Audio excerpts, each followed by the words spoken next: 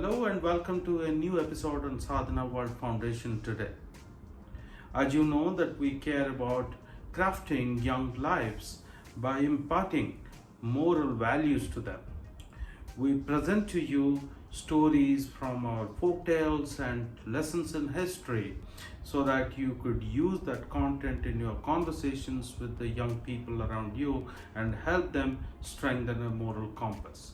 In the past episodes, we have talked about various moral values such as discipline, working hard, politeness, kindness, and so on.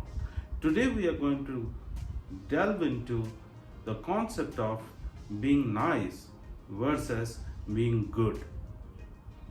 All of us understand what's being nice. When somebody opens the door for us, someone says thank you, someone comes forward to help. All these are nice gestures, isn't it? Many of us do it consciously. Some of us know about it. We could do it. We sometimes do it, sometimes don't. But we understand what's being nice. Just being kind, being polite, being helpful. So that's being nice, isn't it? But the question is it good to be nice?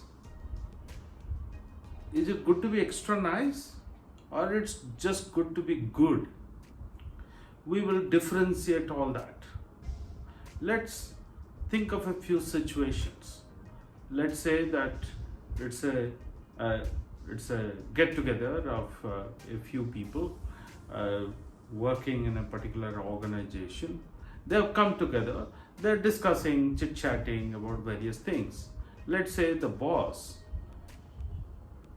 gives some opinion about what's happening in, let's say, sports or current events or politics, or these are topics which get discussed when friends or colleagues meet together, isn't it? When the boss says something and the person who's reporting to the boss doesn't fully agree with what the boss is saying, how do you respond in that situation? Do you give a nod of agreement, or do you actually express your views? Do you, when you are asked expressly, do you agree with it? What do you say? Do you say, yeah, it's of course, yeah, true, absolutely true? Many people do that, right? So is it being nice or it's being good? How much of being nice is acceptable and how much of being nice is not acceptable? I think that's the question of moral compass. When you try to be nice in everything that you do, you sometimes tend to not express yourself fully, and you run the risk of not being taken seriously by the others. And actually always, we want to know the authenticity, the genuineness of the person. When I interview people, or that's my job, and I get to interview a lot of people, we try to figure out how authentic, how genuine this person is about one's opinion, about one's achievement, about one's work, about one's belief. If someone is trying to be extra nice, then sometimes we doubt the rest of the things that the person is trying to present. So the point is that when you are trying to be extra nice and tend to be amenable with what the other person is saying, then you run the risk of being perceived as someone who's phony, who's not original, who doesn't have his or her own originality. Maybe you do not have an opinion on that particular topic, If you do not have an opinion about a particular topic, it is okay to just listen and say that I am just listening and trying to figure it out. You do not have to express your agreement or disagreement for that matter. So I think it is good to be nice, it's good to be kind, it's good to be helpful. However, at what cost? When you are expecting something in return, then that's not right.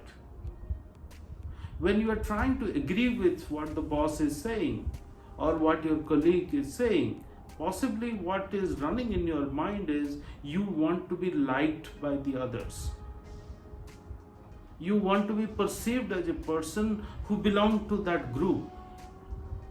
Yeah, sure, as human beings, we all want to, we have a need to belong to something larger. The larger purpose, the larger purpose of the family, purpose of the community, purpose of the organization that we are part of. We want to belong to something larger. Of course, yes. But that does not mean that you need to be perceived as a likable person, amenable person. If there is an unwritten rule in the group that you need to agree with what the boss is saying, then it's your choice. You need to make a choice whether you want to live in that environment or not. So it's very important to be good as well as nice. So I think it's important to be good as well as nice. But it is about striking a balance.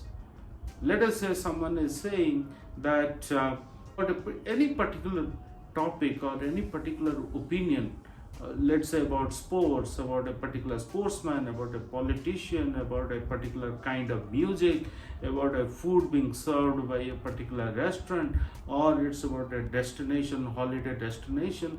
Everybody have their own opinion, but you do not have to really like it, you don't have to agree with it. And if the group norm is that you need to agree with it, then you need to decide for yourself whether you'd like to have your own originality in that group or not. So when the question is about being good, then you are talking about what you truly believe in and expressing that, standing up for it. So that's being righteous. I have noticed people, some of them, in order to project themselves to be good, they stop being nice. For example, a judge, a police, maybe sometimes a doctor, a teacher, officers in government who have power, authority, sometimes they sort of put up a grumpy face all the time, trying to show to others that they are like, very stoic and all of that. You don't have to be like that. You can smile at people, you can say thank you to people, you are after all a human being. So yeah, it's of course you have the power and authority to exercise and pass judgment and decide what is right and what is wrong. And some requests you will of course decline and some requests you will approve. I think the other person understands that. I'll give another example. In an exam, there are students who are writing exam papers, even if there is invigilation going on, but there is someone who is trying to copy from the other person, so there is cheating going on. So if you are a good student, you are often approached by the other person that, hey, you write your paper in such a way that your answers are visible to me. I am on the side and I could just pick one or two of them and get a few marks. You don't care about me getting a few other marks, hence please help me. So if you're a nice person, you would just agree with what your friend is saying. I have seen many students doing that.